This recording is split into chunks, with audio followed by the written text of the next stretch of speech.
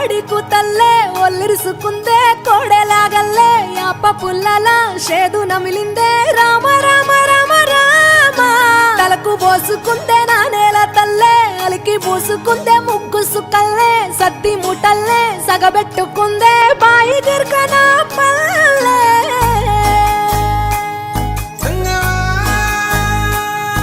ఏ తెల్ల తెల్లని పాలధారలల్ల పల్లె తెల్లారుతుంటదిరా గుళ్ళోని గంటలు కాడెట్ల మెడలోన జంటగా మోగుతూ ఉంటాయిరా నాగలి భుజాన పెట్టుకుంటే దోస్తులు చెయ్యేసినట్టేరా కొట్టు గోదా పక్కన ఉంటే కొండంత బలగం ఉన్నట్టురా చల్లగాలి మోసుకొచ్చెరా సేను శిలకల ముచ్చట్లు దారి పొడుగు సెట్ల కొమ్మలా రాలుతున్న పూల సప్పట్లు గట్టి మోపులు కాల్వ గట్టులు చెమట సుక్కల్లో తడిసిన ఈ మట్టి గంధాల పల్లెటూరు దీని తీరే అమ్మ తీరు కంగులోన దాసి పెట్టి కొడుకుకిచ్చే ప్రేమ వేరు ఊరు పల్లెటూరు దీని తీరే కన్న కూతురు కళ్ళ ముందే ఎదుగుతున్న సంబరాల పంట పైరు.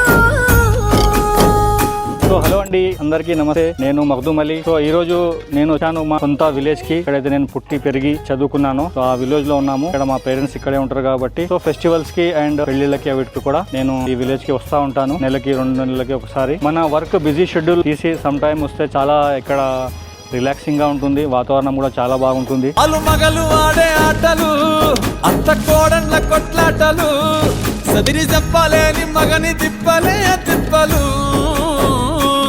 రచ్చబండ మీద ఆటలు ఛాయ బండి కాడ మాటలు వచ్చిపోయేటోళ్ళ మందలించుకునే సంగతే గమ్మతి.